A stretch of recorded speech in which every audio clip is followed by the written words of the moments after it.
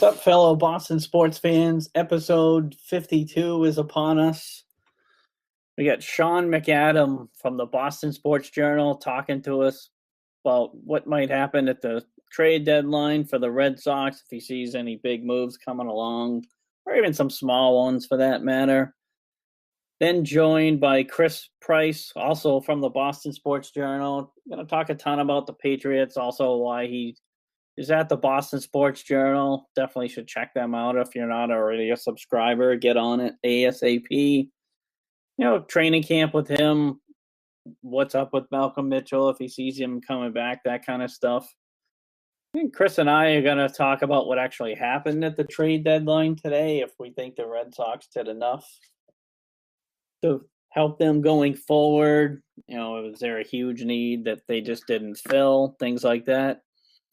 Then we're going to wrap it up with a little bit of Rick Middleton news. So here we go. We're now joined by Sean McAdam. Sean, thanks for coming on tonight. How's it going? Everything's going well, guys. Thanks for having me. You're welcome. So you're actually live at the ballpark, right? Yes, at Fenway for a brief two-game interleague series with the Phillies as a prelude to the big Yankee series coming up later in the week. Awesome. So David Price is on the mound tonight? He is, and this will be his first start since the rain-abbreviated inning of work last Wednesday in Baltimore, the subject of great controversy, of course, at the time. So it'll be interesting to see how he fares, having pitched just one inning over the last 10 days, because that was his regular turn, and they just kept him on turn waiting for this one to come up. So we'll see how that affects him or doesn't. Yeah, absolutely. I mean, I think he's been pretty good for the most part this year. A couple of starts, not so great, but he's definitely a lightning rod around here, that's for sure.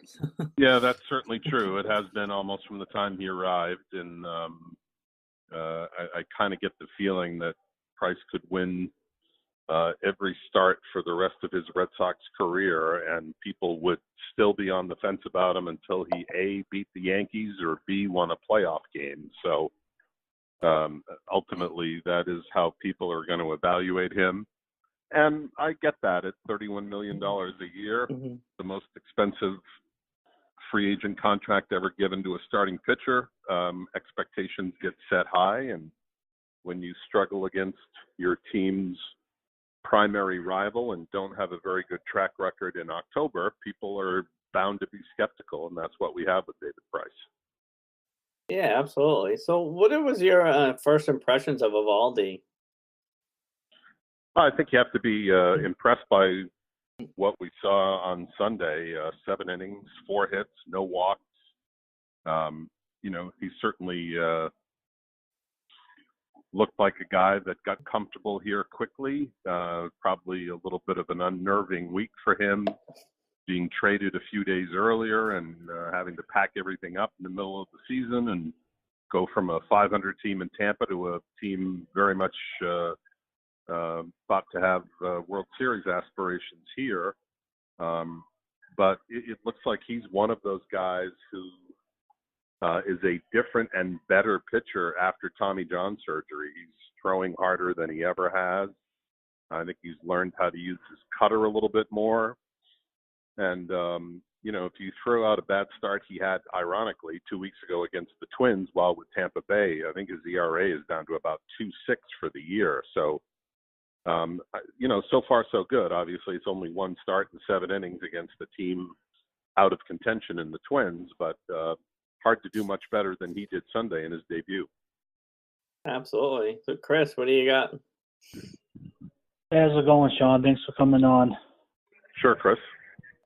Do you think that they're actually going to make a move for a reliever? I know you had a article on Boston Sports Journal where you pretty much alluded to that they might go the route of Houston last year with signing pitchers in the bullpen.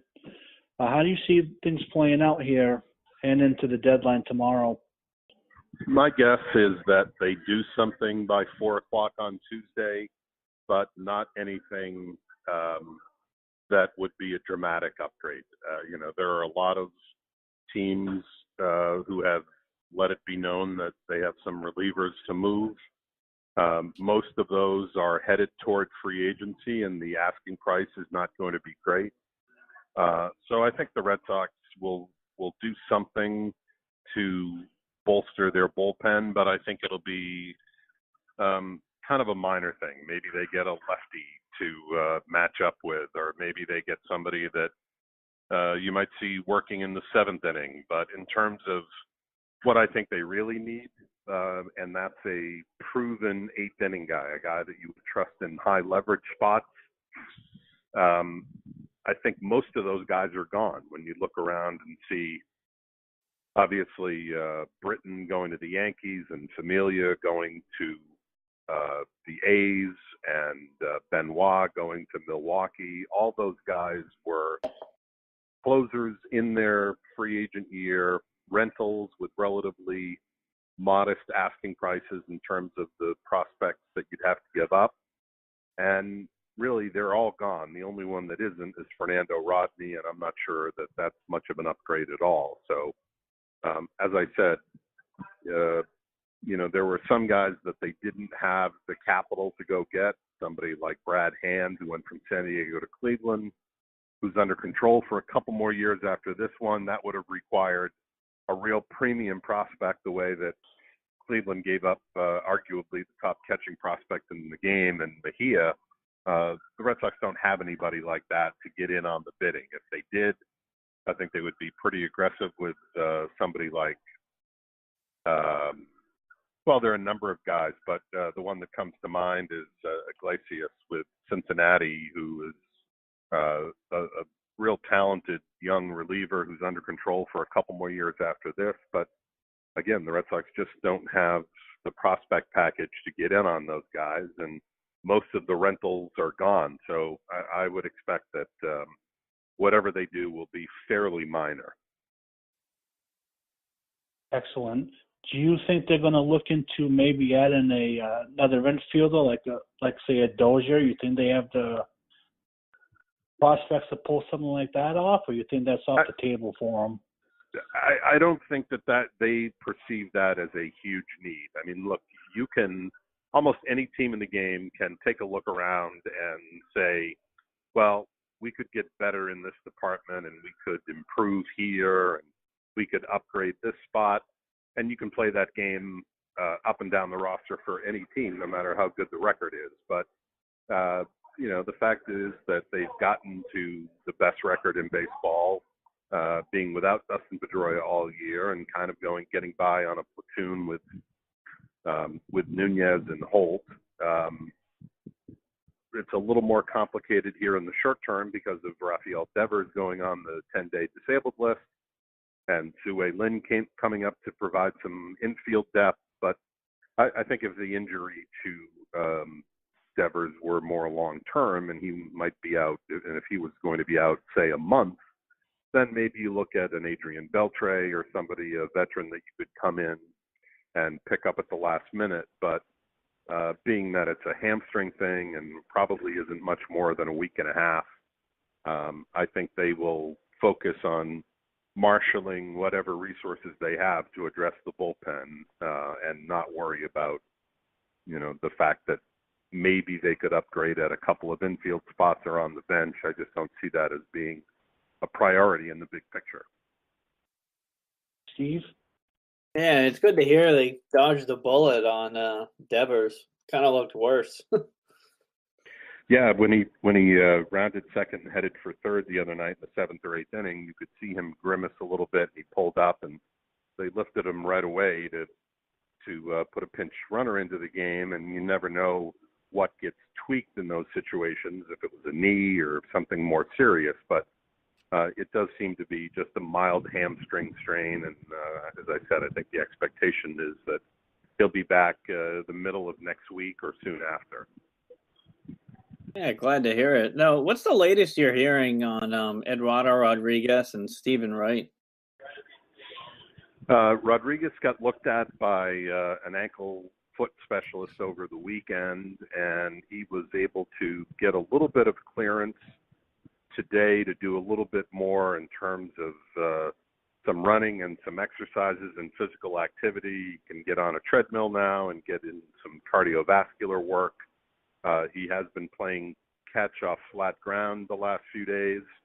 That he has not yet been cleared to get up on a mound, and that will be the beginning of the real return to baseball activity. But the feeling is that may be not too far off. So it appears as though they've kind of dodged a bullet on that one. As for Stephen Wright, I know that he did tell Alex Cora over the weekend that the knee was feeling better, but he has yet to get up on a mound either. And, given that this is a surgery that took place more than a year ago and there's been a couple of setbacks, it's a little hard to predict what the timetable is going to be. I think they're still hopeful that he might get back to the team, before the season is over, but no guarantees there. And frankly, it's not the priority that, say, Rodriguez would be. Wright would give them some depth and some options in that rotation and pitching staff, but he's not the important piece that Rodriguez is. So that's more of a priority, and as I said, the news is trending in the right way there. That's good. Like, Chris, you got anything else? Yeah. How's Vasquez coming along? Yeah, he's in Fort Myers. Doing whatever he's able to do. Obviously, as a catcher, when you've got a broken finger on your throwing hand, there are limitations as to how much you can get done. He's doing a little cardio and I think waiting for the splint to come off and to be cleared for more activity to start swinging a bat and then eventually start throwing. I think the timetable had him getting back sometime at the end of August. Or late August, so he's still quite a few weeks away, and frankly, we haven't seen him in a while. He's in Fort Myers at their spring training headquarters and extended spring training program, so he's several weeks away still. Well, that's all I really have tonight. We don't want to take too much of your time up. Once again, thanks for coming on. I'm a huge fan. Been following you since Providence Journal days. I actually seen you a pretty good, funny little story. I actually seen you several years ago. You were walking with Buckley up to the media area. I was going to come over and say hi, but I got cold feet, so I actually didn't do it. I was like, I better leave him alone. He's busy. That's okay. Listen, next time, please come up and say hi. I'd be happy to shake your hand and talk a little bit. Absolutely. Well, thanks a lot for joining us. My pleasure, guys. Thanks. You're welcome. Have a good one. Okay. Thanks, guys. You're welcome. I'm Steve. And I'm Chris, a.k.a. The Hood. Join us every Wednesday at 11 a.m. where we break down the week in Boston sports. You never know what we'll come up with or who we'll have on for a guest. So be sure to check us out on 12 Ounce Sports, iTunes, and wherever podcasts are available. Check out our website, www.diehardbostonsportsfans.com. See you on the show. We're out. We're now joined by Chris Price from the Boston Sports Journal. Thanks for coming on, man. How's it going? Good. How you guys doing? Oh, hanging in there. A week removed from surgery, but I'm going along. Like it. Good news. That's good to hear. So how's your time so far at the Boston Sports Journal? It's been fantastic. I've been really lucky to get connected with a group of people who are professionals through and through in every sense of the word. Greg is a fantastic boss for a couple of reasons, not the least of which he's a guy who has been on the beat, and so I can bounce story ideas off him, and I can learn from him as well. And working alongside guys like Brian and Anthony and Sean and Sean Sweeney, who does our Rev stuff, it's a great experience, and I'm really proud to be a part of this group. I think that we had a fantastic first year, about 8,600 subscribers, and I'm looking forward to bigger and better things in the years to come. Yeah, that's an impressive number. Wow.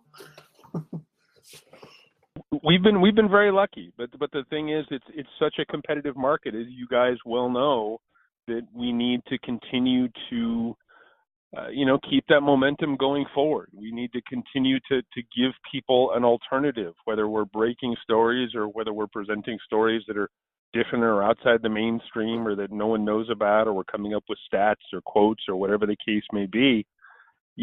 People deserve that. It's a subscriber-driven site. And so my first thought every day is, what can I do that's different? What can I do that's unique? What can I do to help serve a group of subscribers who consistently put down big money to be a part of our site? And that's, the reason why you go the extra mile. That's why you get the extra quote or look up the extra numbers or, make that extra phone call, because you have people who have put down very good money, $4.99 a month, $34.99 a year to be a part of it. And so you want to leave them satisfied at the end of the day. And I think so far we've done pretty well in that regard.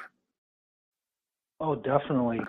Like you and Greg, all you guys really who I follow. I don't always put notifications on from people on Twitter, but I make sure Boston Sports Journal, you, and the rest of them I have on. So yeah, I like you guys stuff a lot. I'll say this. You guys have been, when it comes to notifications and it comes to social media, you guys have been great in terms of, retweeting our stuff. And so this is just a small way where, myself, and I know you guys have had Sean on and Greg on, it's a small way for us to repay all of those good thoughts. So we really appreciate it, and we look forward to, bigger and better things down the road. Yeah, absolutely. Guys, keep doing what you're doing. I love the interactions that you give the subscribers. I love the questions that you guys do, like the 1st and 10, and you and Greg together as a team covering the Patriots. Even Miguel with his cap stuff. Oh yeah, you'd be hard pressed to beat, 3 people covering the Patriots in this area that does as good of a job as you guys do. I appreciate that. I really do. It's a high bar to hit, because there are a lot of really great football writers in this town. Mike Reese, Tom Curran. I love what Jeff Howe continues to do. All across the board, there's a lot of options, and it's something that you have to be mindful of each and every day. Like I said, you have to give people something different. You have to either break news or give them a story that they haven't heard before. So I appreciate the acknowledgement, and at the same time, we're continuing to kind of push forward and try and stay as far ahead of the curve as we can. Well, you guys are doing a good job. You ready for some questions, Steve? Yes. Oh, let's go. Yeah, I'm in. Yeah, so what are your early thoughts on the offensive lineman they signed today, Brian Schwenke? Yeah. I think Schwenke is a guy who is a little banged up over the last couple of years. He's had some knee injuries, he's had some ankle issues, and he hasn't been able to stay completely healthy. There's a school of thought out there that says if he is healthy, he might be able to be a consistent starter. But you look at the Patriots interior, and he's a guy who's played center and guard. You look at the Patriots interior, it's really deep. It's a really good, impressive, young, relatively healthy group. So I think what he's there to do is to push that second level of guys. Maybe you can get a little bit more out of Teddy Karras. I think right now he, at least in my mind, is competition for that spot. The Patriots love those versatile offensive linemen. And if they can get another one out there, a guy who can do multiple things and hold up and be consistent, I think that they would love that. So I don't see him as a starter, at least right now, as it all kind of sets up. But I think he's the kind of guy who, if healthy, could be a contributor down the road if you see, Joe Thuney go down for a couple of games. But look, it's a good problem to have, because you have multiple offensive linemen now who can do multiple things. I wrote about this today. You're looking at a guy like Trent Brown, who's lockdown left tackle, and you have Joe Thuney at left guard. So what do you do with Isaiah Wynn? So it's a good thing to have a few extra offensive linemen, including Schwenke. Yeah. How important Skarnecki had been to this run. He don't get talked a lot about, I don't think, enough now. No, he doesn't. Yeah. You know what? He's a guy who, I don't want to say he's one of the best assistant coaches, at least in recent history of the league, because it's a pretty deep group when you consider guys like Dick LeBeau, but he's part of that conversation. He's been absolutely vital to the success of that team, and you feel better. If you're a Patriots fan, I know Bill feels better about it. We've had that discussion before. I've asked him about that in press conferences. But look, you feel better when Dante Scarnecchia is out there, when he's head coach, because he's had so much success doing what he's been doing. And I hate to think where this team would be occasionally if Scarnecchia was not out there, if he was not an assistant coach. He's one of the best. He really, really is. I could talk for hours and hours about the greatness of Dante Scarnecchia. He just reminds me of a football guy. Yeah, pretty much. That's the view I get of him. He's fun because you guys have been to training camp before. I mean, you've seen him. Mm-hmm. He is a drill sergeant through and through. He's a former Marine. He's got that attitude, hospital corners and doing it right.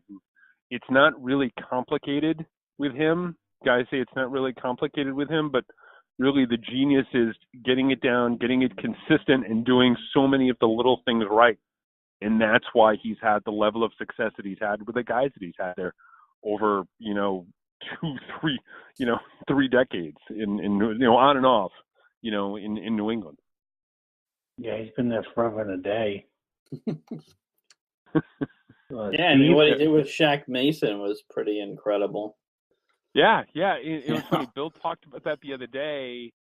In really Shaq's growth in that system, he came out of that, that option game in Georgia Tech, and he was one of the great run blockers in college football that year, but really didn't do a lot of pass blocking. Well, he's, really evolved into one of the great young guards in the NFL, and I'm going to be fascinated to see what happens with him moving forward, because got the year left on his contract, and the Patriots, have a surplus of really good young offensive linemen. Would they be inclined to maybe trade him this year going into a contract year with the idea that, hey, maybe we can put Isaiah Wynn over there and he could be the guard, because he does have that positional versatility. So there's a lot to consider when you're talking about Shaq Mason. But, yeah, I agree. He's one of the best there is out there. Yeah, and he's going to get a lot of money, too. Yeah. Oh, definitely. Yeah, he really is. You look at the contracts the guards have been signing these days, and, if he continues to play at the level he's been at the last couple of years, he's going to get paid in a big way between now and next season. It's always good to have options on both lines, offense and defense. That's where football's won 9 out of 10 times. Oh, yeah. Yeah. If you can get not just great offensive linemen, there's obviously something to be said for someone who does one thing really well. Take, for example, Nate Solder. Nate Solder was a really good left tackle, and you put him over there, you feel really good about the state most of the time, the state of your offensive line. But I think the genius of Scarnecchia and by extension the Patriots offensive line over the last almost 2 decades is being able to find guys who are really good at multiple things, because you can only, Bill said this before, you only have 7-8 guys to a game. So you're going to have guys who, maybe pressed into service and, can do multiple things. And so that's why it's not just the greatness of guys who can do one thing really well, but like a Logan Mankins who can play multiple spots. Brian Stork, when he was healthy, was able to play multiple spots. And maybe, I'm totally projecting here on a kid, and it's probably unfair of him, but Isaiah Wynn. Talked to a bunch of people who said, look, he can play all 3 spots in the offensive line. So, Teddy Karras is a guy who can do multiple things. Like we said before, Schwenke can do multiple things. So I think they love guys like that. And that's really their MO. And we're going to see more and more of that moving forward. So early on in camp here, what advantage do you give between the defense and the offense? Which one do you think is winning camp at the moment? Defense. I do for a couple of reasons, including it's like in spring training when the pitchers are ahead of the hitters the first couple of weeks of spring training, just right, because it's easier to execute, at least in my experience, at the start of the season that way as opposed to the other way around. I'm not saying the offense is in trouble, going forward, but I think right now the defense is in pretty good shape. They've won those goal line battles that we've seen relatively consistently over the first week or so. We've seen guys like Deron Harmon get his hands on some footballs Steph Gilmore has done really, really well. Dietrich Wise, I think, has been impressive. Just the simple fact that Dante Hightower is back and on the field, it creates a little bit of sense of balance on the defensive side of the ball. I think right now the defense really is ahead of the offense, but there is a long way to go between now and the kickoff of the regular season. Oh, definitely. I was talking to someone today, and I'm kind of curious if you think I was right. I was saying I thought Gilmore was going to be the alpha dog in that secondary going forward. You think I'm on to something, or you think I'm jumping ahead a little bit? No, I think that on one level you're correct, because he is, to my mind, the most talented guy at his position right now amongst those safeties and corners. He is clearly, at least technique-wise, the best cornerback on the field. And, you can make an argument when it comes to the safeties about them being good, but just in terms of pure talent, I think Gilmore is.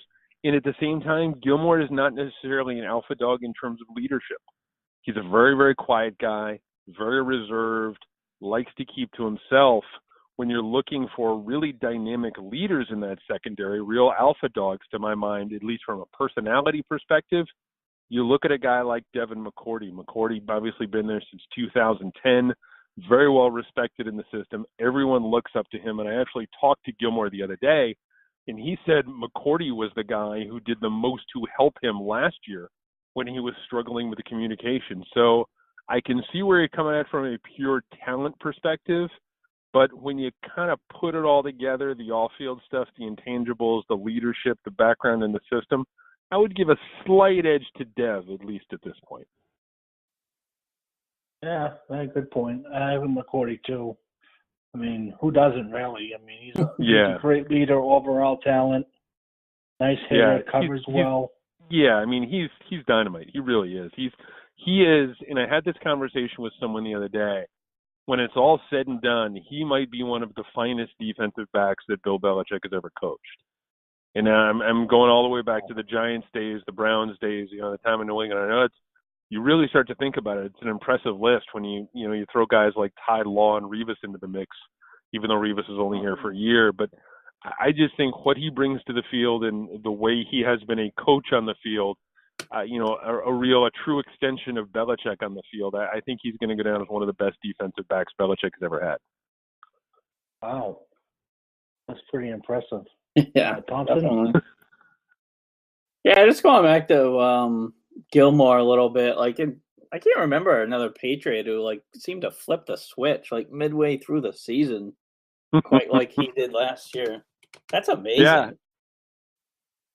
It really is amazing when you consider his arc over the last 12 months, isn't it? I mean, yeah. He went from this time last year, he was fighting, Julian Edelman in training camp, and he started the year just on such an uneven note, and I'm being generous here when I say that. The only guy who I can recall who made the same sort of journey in such a relatively short period of time, at least recently, was Marcus Cannon.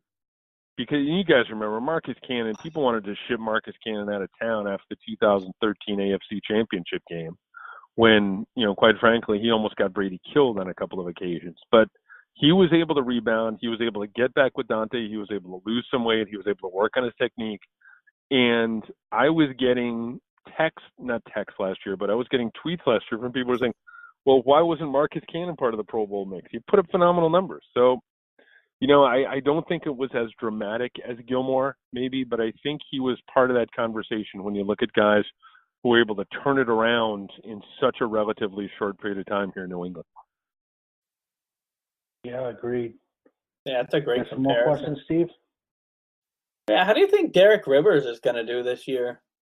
He's one of those great unknowns. He really is. And I don't think anyone really truly knows what to expect from him. He's one of those guys like, Harvey Longy, that we just don't know where he is. I'd like to be optimistic, but at the same time, when we've seen him this summer, he's been part of the twos at this point. And I think it makes sense for him at this stage of his career that we kind of manage expectations around him and understand that, this is his rookie season and he's sitting behind guys like Trey Flowers, like Adrian Claiborne, like Dietrich Wise, that are going to get the bulk of the reps at those spots. So what he needs to do is focus on making the most of his opportunities. I like him. He seems like a really decent kid, and I want to see him succeed, but he's going to have limited chances this year. So it's really going to be up to him to what he does with those chances. He's going to be one of those guys, really truthfully.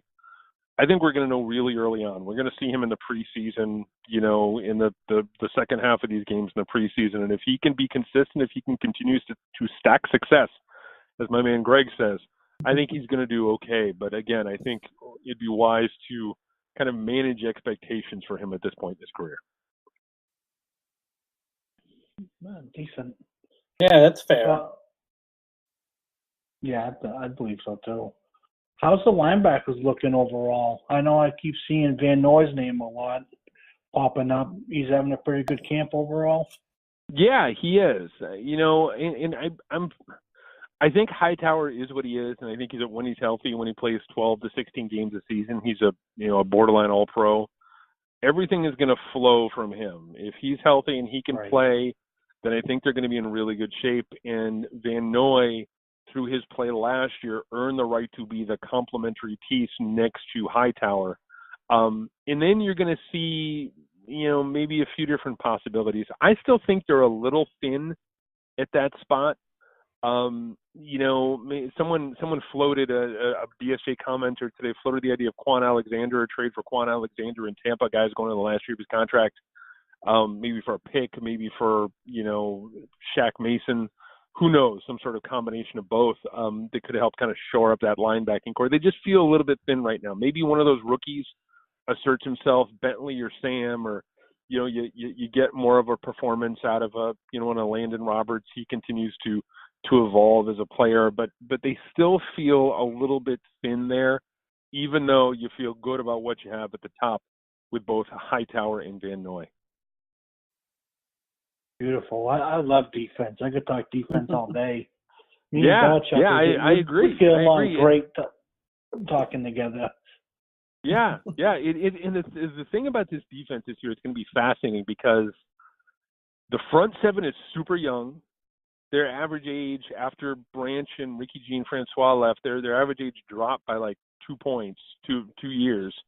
You have a really young group, and a lot of it is going to be on the shoulders of guys like Trey Flowers and Wise, and I think Shelton has done really, really well in the relatively short time he's been here.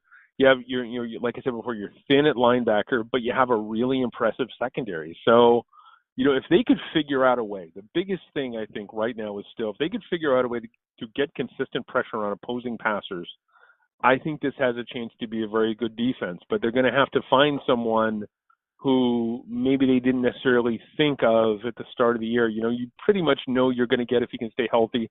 Like to think you can get maybe 8-9 sacks out of Claiborne, maybe 8-9 sacks out of Trey Flowers.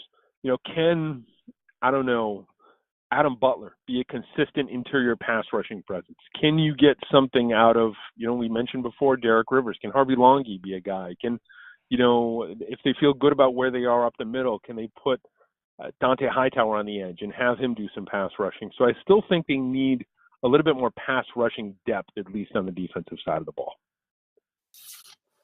Oh, we must be like connected being Chris's or something, because you just pretty much picked my brain word for word. I was thinking the same exact stuff. Wow.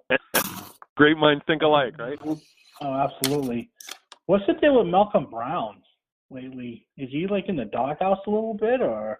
No, he's been surpassed. He's been surpassed by Danny Shelton. He really has, and I think some of that is look. I like Malcolm Brown, and Greg brought up a great point too when he went back and did film study in the AFC Championship game. I don't know if they don't. I don't know if they win that game without Malcolm Brown. He was able to shut down that Jacksonville run game. But Danny Shelton has been all as advertised and more at this point, and we've seen Brown work alongside either Vincent Valentine or Adam Butler, depending on the situation, for second, third down. Look, it's Shelton's gig right now. It really is. And Brown's going to have to win it back from him at this point. Some of that goes back to their struggles on first down last year and, stopping the run and all that. But, he's Danny Shelton has won that job, at least at this point. Like I said before, there's a lot of time between now and the start of the year. But he's looked awful good so far. It's done the signing that people aren't really talking about. Yep. Yeah. Thompson, you got anything else? Yeah, well, I'm a huge Malcolm Mitchell fan. What's up with him? Oh, I wished I could tell you something good. Yeah. But and I'm generally, you guys know by my coverage, I think I come across as a relatively optimistic guy by nature. Right. But it's getting harder and harder to be optimistic about his chances. When you talk about him being a contributor in 2018, I'm not saying that he's not going to, that they won't find a way. Maybe he's on PUP for the first couple weeks of the season or whatever. But, it's just a shame because he's such a nice kid and has such a good background, and has such an amazing story and had such a phenomenal rookie year. You hoped he could build on that. But for him not to be on the field all last season and to only put in a cameo in the spring, it's not great at this point. I'll be honest with you. And, maybe he can turn it around and maybe he can be out there and maybe he can be a consistent NFL player. But, at this point, I don't know if I'd be holding my breath. It's unfortunate. Yeah, it's too bad. You hate seeing injuries derailing athletes across the board, not just New England, but just athletes in general. You just hate seeing Oh, stuff yeah, like that. yeah. I mean, it also, too, like I said, and you kind of take off your sports writer hat and you put on your human being hat. I joke. Yeah, he's such a phenomenal kid. He really is, and it's just he had such a great story about how he's been able to get where he's gotten, to this stage of his life. And it's easy to root for a guy like that. It's easy to want to see a guy like that succeed. But the health is just everything. I made a comparison the other day, and I still honestly believe that you guys will know who I'm talking about here. There's some Robert Edwards there when you consider, that they're both Georgia kids. They both had phenomenal rookie seasons, and you look at them after their rookie seasons and think, oh, this is great. We're set at the position for the next 5, 6, 7, whatever years. And, an injury just kind of takes all that away, takes all that hope away. So, look, I hope for nothing but the best for him. But like I said before, it's getting tougher and tougher to remain optimistic. Yeah, that was crazy with Robert Edwards. But final question for me. How you feel about Flores so far going forward as the defensive coordinator? I know he's not quote-unquote titled that yet, but we pretty much all know he is. So what's your thoughts on him?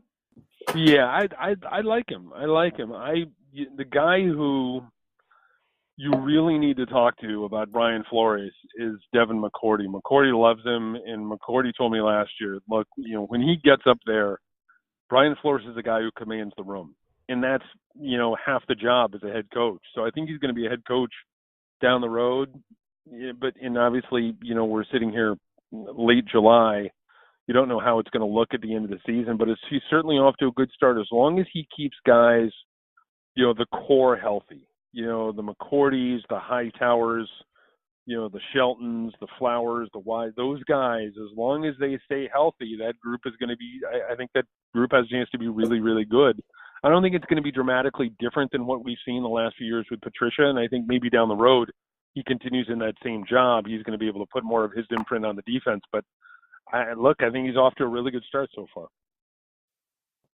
Yeah, I wouldn't mind having a conversation with McCourty about that, but I think he's a little busy at the moment.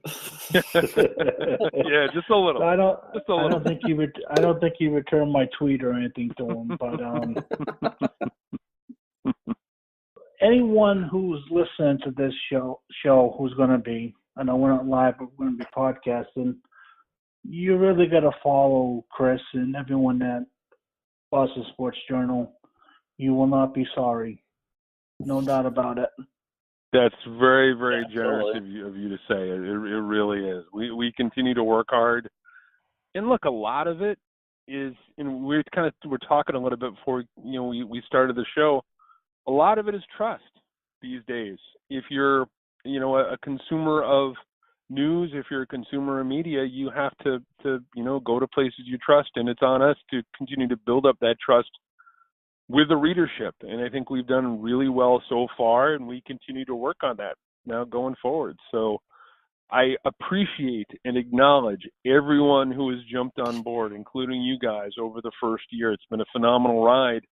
And like I said before, I'm looking to bigger and better things down the road, and I'm confident that we're going to be able to continue to hit that mark for all those BSJ subscribers out there. Oh, there's no doubt in my Absolutely. mind to do that. You have anything else, Steve? You all set? Just one more from me. Eric Decker was in today for a workout. Do you think he has anything left? Yes, I do. I do. Cool. And I wrote about when this first came up the other day, that he is not just a veteran looking for one last kind of Hail Mary chance to win a ring. He's a guy who, if Mitchell is, off the radar screen for this year, and you're going to be missing Edelman for the first 4 games, he's a guy who can offer you a little bit of depth at the wide receiver position. I'm not saying he's going to come in here and catch 80 balls and get fitted for a Red Patriots Hall of Fame jacket anytime soon, but he's a guy who's a good veteran, a guy who knows Josh McDaniels, has the background with him in Denver, and I think that he could contribute something. Again, he's not going to be a Pro Bowler, but if you need a little bit of depth at that position, if you need an extra body, if you need another veteran who you feel comfortable with in the offense, who can do a few things, I think it would make perfect sense at the very least to kick his tires and just to see, what is left there and how much he would be interested in maybe being a bit player in this offense. But I think, on the surface, it would make an awful lot of sense. Yeah, it'd be better to have him on our side instead of killing us like he usually does. Exactly. Exactly. Yeah. And plus he's I don't think that you can overlook the fact that he does have a background with McDaniels.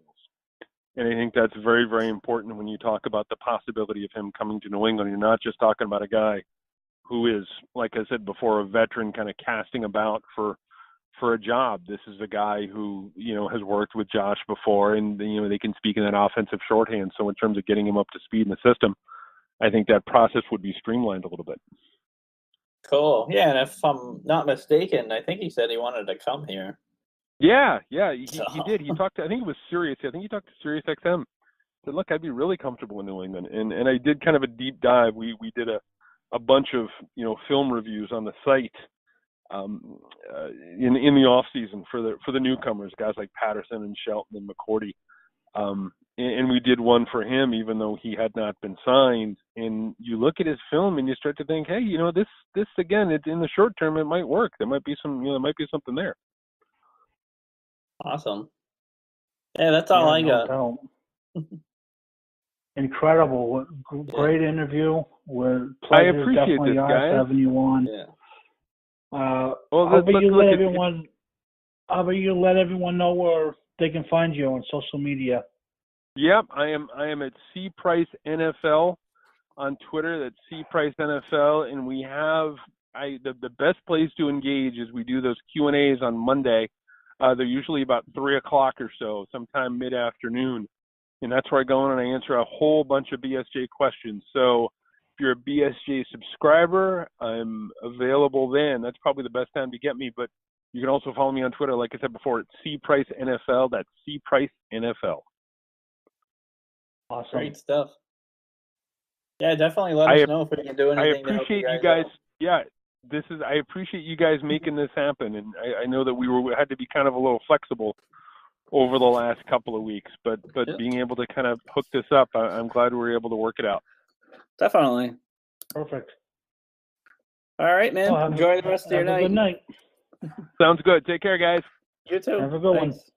You too. Wow, great stuff. How informative was that? Yeah, that was awesome. This is what I mean. So that's what I talk about. I rave about Boston Sports Journal all the time. I mean, how many times have we asked someone from Boston Sports Journal to come on and then come on to talk to us? Oh, pretty much every time. all the time. It's happened constantly. That's what I like so much about that site. They're so willing to engage with subscribers. It's comforting to know that they take the time to actually interact with us. Oh yeah, definitely. I love their site. And I mean, Sean came on. That was from Fenway, so we had to cut it a little shorter than we would like to. But, hopefully down the road we can get him back on again. Talk a little bit longer. Yeah, definitely. By God, I could talk to them. Baseball with Sean and football with Chris for hours, no problem. No. Yeah, no question about it. Just really detailed answers. Sometimes you get the people who just kind of wing it, Yeah. And that definitely wasn't the case with him. He is a phenomenal follow. I can't even express that enough. Oh, yeah. Yeah, we've been pretty lucky with guests, definitely. It's crazy. We're probably up to like 52 now, total. It's crazy, isn't it? Yeah. Everybody's been great. It's funny because we all sit back and think, well, they're busy. Like I talked off air with you and him, and you think, well, these guys aren't going to come on, and then we ask them, oh, sure, we'll come on. Like I swear, like half the people don't think they're going to be willing to come on, so they don't bother asking. And me and you are kind of like, well, you know what? Screw it. We're just going to go for it. If they say no, we just go to the next person. Right. But if you don't shoot your shot, then on the sideline. You can't score when you're sitting on the sideline. Yeah. So anyone who's listening to us again, I know I've been saying that a lot lately, who's just starting out a podcast or is into it and haven't had so much luck with guests, just go for it. Just ask them. I mean, you got nothing to lose, right? Oh, no. Yep. If they say yes, awesome. You get yourself an interview. Good for your listeners. Good for you. It's a win all the way around. But boy, I could talk defense for forever and a day. Yeah, Crazy. so you want to jump into the Red Sox, like what they did and didn't do at the deadline? Yeah, we can get into that. Late last night, the Ian Kinsler trade broke. It was like almost midnight, right? That's kind of out of nowhere. It was basically right after the game. I think I saw a tweet on Twitter, obviously. I don't want to say a tweet on. Everyone knows I say a tweet what I'm talking about. Anyways, Rosenthal sent Kinsler to Boston. I'm like, what? Who saw that coming? No, I know they were rumored for him a couple of years ago. But right. I think we've had talks, me and you have often, where we'd say, probably going to be someone they trade for that we don't expect. Right. And that's what ended up happening. Along with, I think most people did not see this move coming. No, I mean, you heard Dozier, his name a lot, Beltray a little bit. Right. Not really a ton of relievers linked here. They weren't really in on Britton. Herrera, they were supposedly in on last night, and then that one fell apart for whatever reason. Yeah, evidently from what it sounds like from all the reports I've seen and articles I've read, it just sounds like the Nationals pretty much just decided they weren't going to be sellers. I mean, that's the gist that I get out of it, unless they just ultimately just said no and just changed their mind entirely. But it sounds like they were definitely almost at the finish line. I'm kind of just surprised. Yeah, they pulled like the rug right out from under him. Right. Obviously, now looking back, when Dombrowski said, "Well, I wouldn't be surprised if this is the only trade we make, the Kinsler deal, other than Evaldi." Obviously, at that point, he had just heard the news that the deal had fell through. Right. So at that point, he had known. But supposedly today, they weren't really in on anybody. No. So it sounds like they're pretty quiet. Well, they got Steve Pierce a few weeks ago. That's helped. Big Depth time. moves, basically, is what they did. They got basically, in a nutshell, they just added to their roster depth-wise. Right. Pierce, like you said, Kinsler's going to be pretty much your everyday starting second baseman now. He doesn't got the bat like he used to, but he's hitting pretty well here the last month. Great glove still. Four-time Gold Glove winner, I believe, Kinsler. Yeah. Defensively, he's an immediate upgrade. Oh, yeah. I think him and Bogarts up the middle are going to be a legit combo, which obviously those in baseball know. Strength is always your best up the middle on defense. And in third base, I mean, you can basically platoon Devers and Nunez. Nunez plays a much better third base than he does a second base by a long shot. Yeah, not even close. And Brock Holt, you can throw him in. He's kind of a jack of all trades, basically. He's had a fairly productive season for what they ask of him. Yep. Swihart all of a sudden is starting to get a lot of play now. And, he's catching tonight. He's finally getting an opportunity, and he's taking advantage of it. So good for him. Yeah, he had the winning RBI last night. So. Right, so the real question becomes now, what are they going to do with him eventually? Like when Vasquez comes back, you're going to make a room for him. Devers, you're going to make a roster move. Lynn got sent down from Kinsler, which is obviously expected. It's kind of a little funny in a way that Kinsler took Lynn's jersey number, and he got sent down. So I was like, not only am I taking your number, I'm taking your spot. Wow. And I think a lot of stuff with the news of Beltray, I think it was just noise. I never really thought the Red Sox were going to be in on him.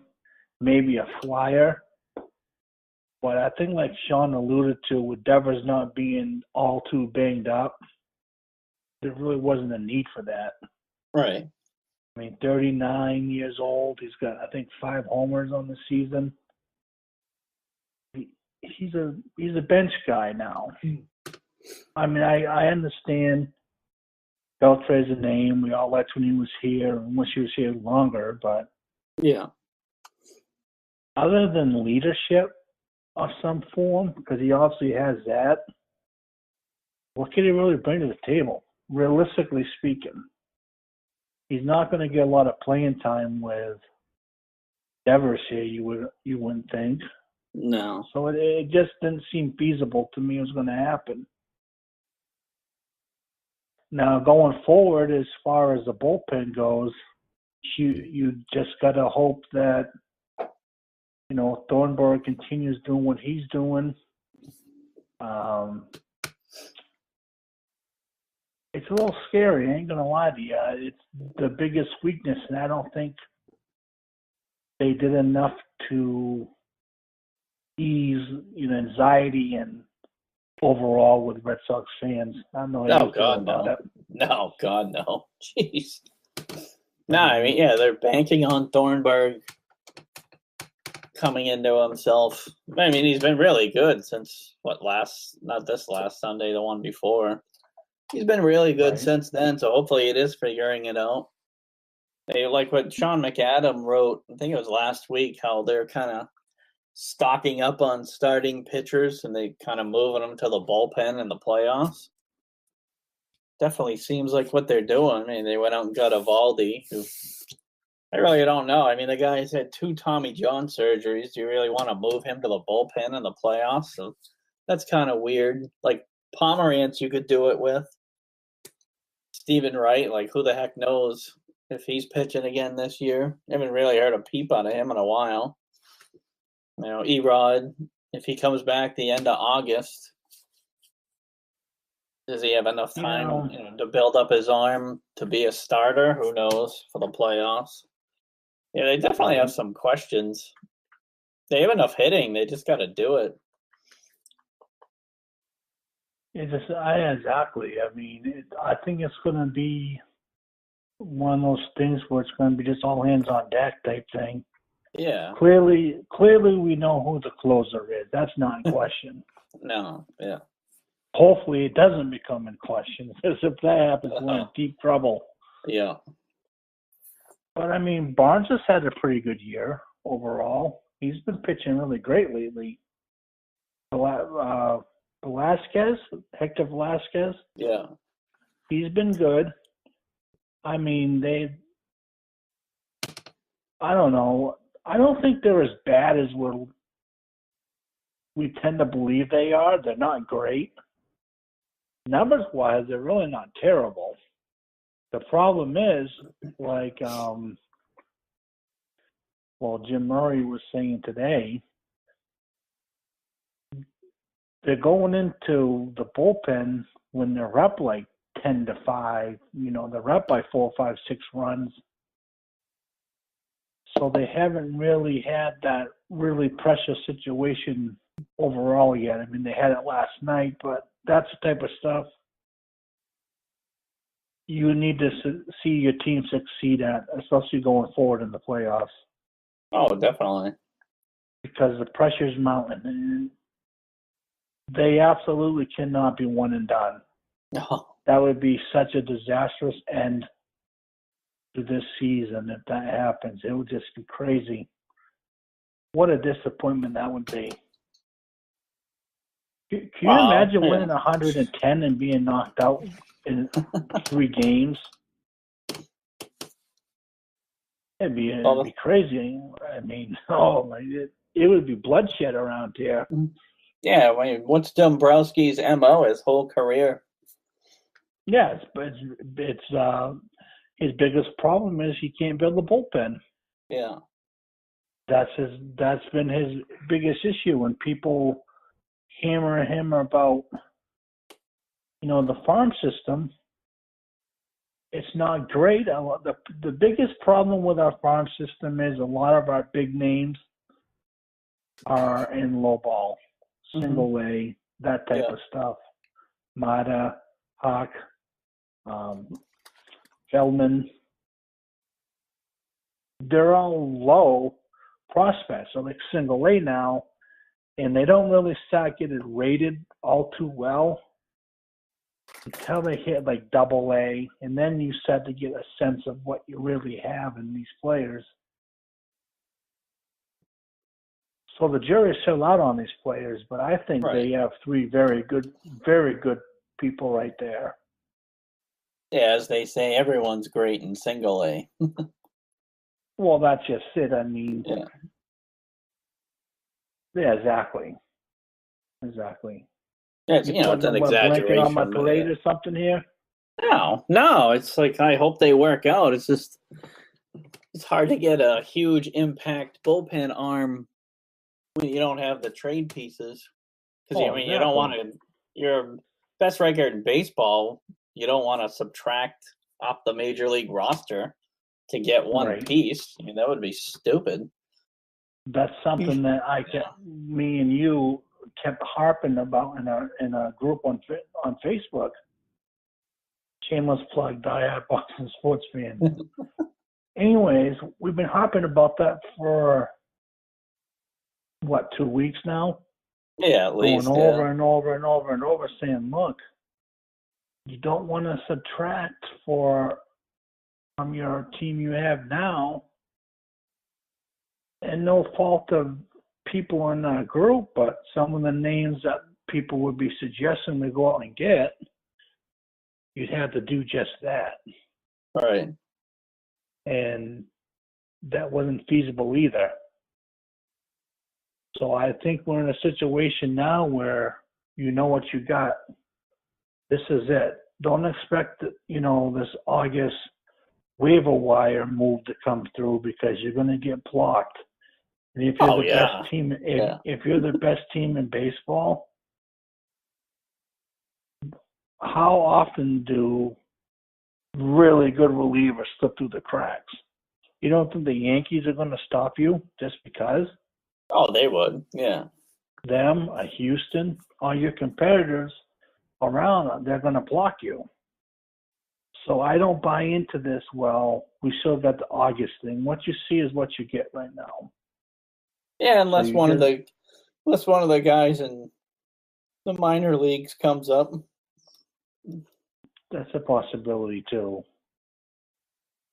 But there's no way they're bringing someone from single A up. That ain't gonna happen. Yeah, I mean, like double A would probably be the most. Because God forbid, if they brought someone like Miner up and he got shelled, you could ruin his career. His confidence could be shot forever. Oh, you remember when K-Rod came up? Right. That guy came out of nowhere and was lights out. So it could be something like that. You never know. It could be. I mean, can't expect it, obviously. But. Exactly. I mean, I don't know we've seen anything nearly like that since that's happened.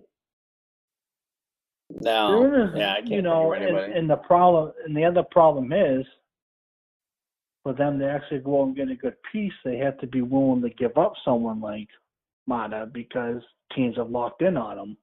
Right. And right now they're saying that's not going to happen. So it's a catch-22. Like, everyone's complaining about, the farm system as a whole because you have people who aren't really on the radar as much. But how many people would be bitching if they made a move and it didn't work out and, God forbid, 2-3 years down the road, the person you got rid of is lights out? Oh, people yeah, would we'd be up all in be arms doing about that. Right. We'd all be doing that. Exactly. I mean, the biggest problem is with prospects is you don't know what you got. Obviously, it's a cliche answer, but you sometimes they're so overhyped that they just never pan out. 90% of the time, they're not going to pan out. Right. But if you can get 2 or 3 that are actually legit, then you got something. Yeah, and you have to show a lot of patience too with baseball prospects. Well, like hockey. Because, yeah, I mean, it can take years sometimes to rebuild. Yeah. Well, just for them to develop, it's exactly. You just never know, especially pitchers. That's just it. They're so finicky. Yeah, it takes them a while to find their mechanics and delivery, like how to pitch, like when to throw a certain pitch, how to set guys up. That takes years. Right. Well, they started messing around with Huck's delivery, and it just wasn't working. So he went back to his original setup, and he's been pitching much better, way better, actually, than he was before. Good. Back to Swihart for a second. Like, they were screwing around with him for how long? Oh, forever and a day. Yeah, got him hurt, and now he kind of seems like he's back to where he was. Finally, That's another decision they're going to have to make, catcher, because Vasquez is going to come back. So you're going to have to make a move with Vasquez, Leon, or Swihart. You would think that Swihart is going to stay. I mean, you would think. He's got probably the most upside in all of them. But then again, he could go south again, and everyone's going to be pissed off, mad at him. It's just the nature of the beast. Yeah. What is it, September 1st? Is that when the 40-man roster comes into play? Yes, come September. So maybe Vasquez, if he's not back by then, You might not. You might be able to keep 3 catchers. Yeah, probably. But I mean, overall, though, you're gonna have to make a decision because you can't. And it feels like Leon would be the odd man out. Right. If that's actually the case, I couldn't tell you. Trying to figure out the Red Sox is like trying to figure out New England weather. Just doesn't work. Oh, it's good luck. But I mean, overall, you just hope for the best. Sales on a 10-day DL now feels kind of a lot like a Martinez situation from back in the day. Yeah, that's he's great. Supposedly just missing this one, and he's going to be back against Toronto. The thing that stinks is it's against the Yankees. Yeah. I mean, Brian Johnson's taking his spot over. So, and with Price, you don't know what you're going to get with Price Sunday. Yeah, he was really good last night, though. Yeah, he's been. Yeah. I don't know. Price is like Sean said in our interview with him. He could probably win every game, and people would still be grumpy with him. Right. But beat the Yankees Sunday. That will go a long ways. That will make people a little bit happy with you. Yeah, and he was pretty gracious with the media last night, too, from what I saw. Yeah, he said he was happy for Swihart getting the game-winning hit and stuff. It's like, whoa. Pretty mellow about it, He didn't have a smart aleck type of comment. I think he, I don't know. He hasn't really been throwing He's a weird guy to figure out. He doesn't really seem like he's throwing a lot of curves lately. I wonder if he's trying to protect his elbow. Could be. Yeah. Could be. Very well could be. He said the ovation was a little bit louder than usual for him. Cool. So. And obviously, if he's on in the playoffs, that's massive. Oh, you need him. Yeah. Oh, you gotta have it. Yeah. I mean, make no mistake about it. You need David Price, no matter how irritated you are with him or don't like him. Yeah. It's funny because, like, last season, I was all over the guy. The guy could breathe wrong, and I was upset. Right. Yeah. But this year, I've been pretty much mellow on the guy. Just pretty much letting the chips fall where they're going to fall, basically. Yeah, last year, if he didn't make a complete stop at a stop sign, you would know about it. Oh, yeah. Yeah, no doubt. He was your signal. Nothing he could have done last year would have appeased me. It don't matter what it was. Right. He could have figured out world peace, and I would have been griping that it took too long. Yeah, what were you doing? Yeah, exactly. What were you doing all these other thousands of years? What took you so long? But they need him. I mean, there's a situation conceivably where he could go to the pen in the playoffs. Right. I mean, he was an absolute weapon last year in the playoffs. Oh yeah, you couldn't hit him. That was pretty impressive. So I wonder if that's a situation where they go again this year. I don't know. They would have not. I mean, I would.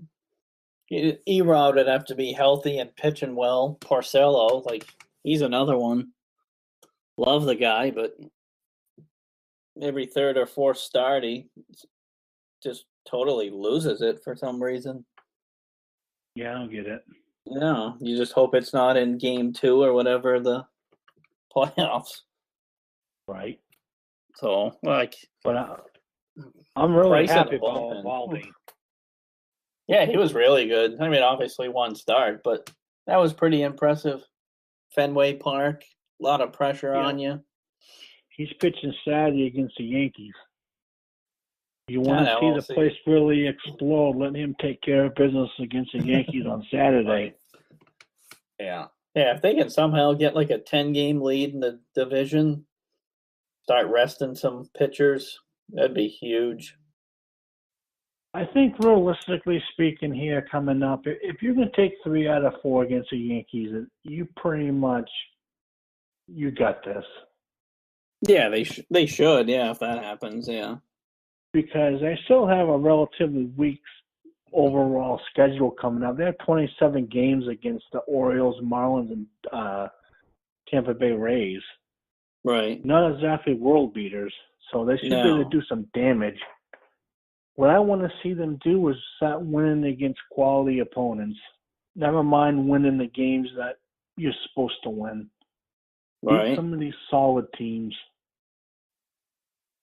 Yeah, I mean, Philly's pretty good. The Phillies are pretty good. Philly's actually got a pretty solid team. What was that pitcher's name last night? That Anato guy, he's no joke. Yeah, who was that pitcher they had? What was his name? Anato. Was it? The starter? That guy was ridiculous. He was going out the rails last night. Oh, yeah. Yeah. Like, oh, boy. So, I'm just going to go with it. Yeah, I'm going to get grumpy along the way, but if I'm not grumpy along the way, then there's something wrong. Right. But, I mean, overall, am I totally satisfied with what happened with the moves they made? Probably not all the way. I still would have wished they got an arm, but I like the depth moves that they got. They're not exactly world beaters, but they're pieces. Right. Kinsler move reminds the Kinsler move, like I put in the group earlier, reminds me a lot of 04 when they got Cabrera. Oh, Just a glove, very solid glove. You get what you can from him offensively, and go from there. Yeah, it was a little different because Nomar went the other way, but this one you pretty much got for nothing. Right. That's just it. I mean, the moves that Dombrowski actually pulled off, Pierce, Evaldi, and Kinsler, you got pretty much on the cheap. Right.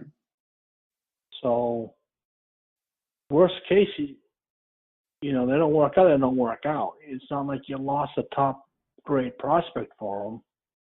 Right. So, I'm satisfied. In that me too. The only thing I really is a little sketched out on is the bullpen still. I'm not really comfortable all the way with that. Hopefully I'm just being paranoid for no reason. No, I mean, I see Barnes walking towards the mound. I get nervous.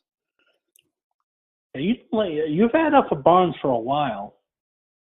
Yeah, I don't know. He scares the crap out of me. Nice guy. I would think Joe Kelly would make you a little bit more nervous than Barnes. Barnes has been pitching pretty well lately. Yeah, and he's so Jekyll and Hyde. Both of them. They both scare the crap out of me. Hembry scares me. Exactly. So you'll watch them with one eye open, basically. Yeah, you're like spinning the wheel of death almost every time they go out there, and you're just praying for the best. Yeah, pretty much. That's the part that I can't understand. I understand that Dombrowski's MO is the bullpen, but this should have been addressed in the off season, and it wasn't.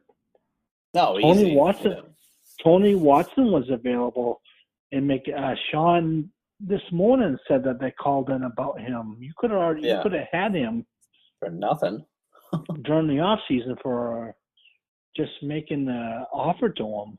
Yeah. Clearly that's the biggest need of this team, and that's where I feel Dombrowski dropped the ball. Obviously, I think that's a pretty fair assessment. Oh, yeah, absolutely. Yeah, makes you miss Theo. Yeah, for sure. Because he would find an issue and boom, next day, it's fixed. Look at that. God forbid if something happens to Kimbrel. God forbid. Oh, that's like with any team, though. You lose your closer or somebody important in the bullpen, you're pretty much toast. Yeah, but there's always those people who's always a backup player you can count on to be the guy if need be. Do you feel the Red Sox have that right now? Because I don't. No. That's the issue with me. Obviously, injuries play a huge part in the whole thing, but Jesus, if he goes down, you're in trouble. Oh, and easy. Yeah. That's why the Kinsler move is huge. In case someone goes down, you already have that glove already there. Yeah, you got Nunez there, Holt. Right. Who could do it? Exactly. Lynn, maybe in a pinch, could do it. Yeah, he's back down in Providence. Yeah. So I mean, overall, infield-wise, you got to feel a lot better today than you were yesterday. Oh, no question about it. Yeah. Obviously, you hope Devers figures it out when he gets back. It's going to take him another couple years to figure out the errors. I'm calling it. I think he's a first baseman, personally. I think they're kidding themselves thinking he's going to be a stout third baseman. I just don't see it. Yeah, it would be interesting. But, you got I Moreland needs still to be. here. You got Moreland. Oh, he's been pretty important. You got JD, obviously. One of them plays first. The other guy plays DH. So it's like... Yeah. Yeah, Moreland's been a huge pickup. Yeah, and they got him for another year. So. Not talked about nearly enough. No. But yeah, hopefully they keep it rolling. Best record in the league. We complain, but it's pretty impressive what they're doing so far. Obviously Boston, it's what do you do in the playoffs? We want a parade, that kind of stuff. That's the funny part. Years. Yeah, the last couple of years, the way it's ended, it's horrible memories. If it happens again, geez, Dombrowski better dress up and sneak out like Theo did. Get himself a monkey suit and head out the back door. Oh yeah, he better. Especially if it's the bullpen that causes it, and the issue was staring him in the face, and he laughed it off. Right. Exactly. It's puzzling why they did what they did as far as the bullpen goes, but as they say, you can't cry over spilt milk. No. Anything else? Are you all set? Yeah, you want to touch on Rick Middleton a bit? Oh, nifty. Yeah, excellent. Yeah. I am so happy that he's finally getting his due and getting his number retired. Me too. Yeah, I met him a couple years ago up in Manchester. They did a charity game. Super nice guy. Nice. Obviously incredible. Yeah. Great player. Oh, crazy Definitely good. do. Yeah. Yeah. How he's not in the Hall of Fame is a mystery to me still. Has the numbers, can't figure it out. Yeah, I don't know. It's probably political like all the other Hall of Fames. Could be, but now he's going up against people with ungodly numbers, so it's probably not going to happen, unfortunately, unless he slides in there somehow. Yeah, look at T.O., obviously not a Patriot, but it took him 3 years to get in. That's ridiculous. Yeah, and it's funny because now he's pretty much, just making a fool of himself now by not going and all that other stuff. It's crazy. Yeah, oh yeah. Acting like a diva. Right. One thing about him, he never got in trouble off the field. He fought with teammates, whatever, but he never got in trouble off the field. Yeah, good point. I think a lot of people think he was kind of like a malcontent in society in general, but I don't think he even got arrested. So. saying something these I days. don't remember. Yeah. I don't think so. Yeah. Wow. Glad he's got in. It should have been a first ballot, and now he has to go in with Randy Moss, who's better than he was. Oh, yeah. I mean, Moss is Moss. Yeah. Owens is a top 5 receiver, though, overall. Yeah. I mean, Moss don't kid. Yeah. Oh, Moss, no doubt. I mean, don't people don't kid yourself because of, like you said, how he was in the locker room. Terrell Owens was nasty on the field. Oh yeah, the Super Bowl against the Patriots when he basically played on one leg and had like 150 yards receiving. Yeah. So it's like, Crazy. come on, cover him. Right. Take him out. Yeah. Yeah. He's got one leg. Take him down. Gee. Right. But yeah, that's pretty much all I got for tonight. That sounds good to me. Well, yeah, always find us on iTunes, Google Play, Grueling Truth, 12 Ounce Sports Radio, WTPsports.com, on our Facebook page, Diehard Boston Sports Fans, and the podcast Facebook page, Steve and the Hood Present Boston Sports. I'm on Twitter. We Play for Titles. We have Diehard Boss Fans, Steve Hood Pod, and what's yours, Chris? I am at Chris CHRIS _Blackie BLACKEY. Good stuff. Thanks in advance, everyone who listens to this and shares it with all their friends. Appreciate it. See ya. Have a good one. See ya.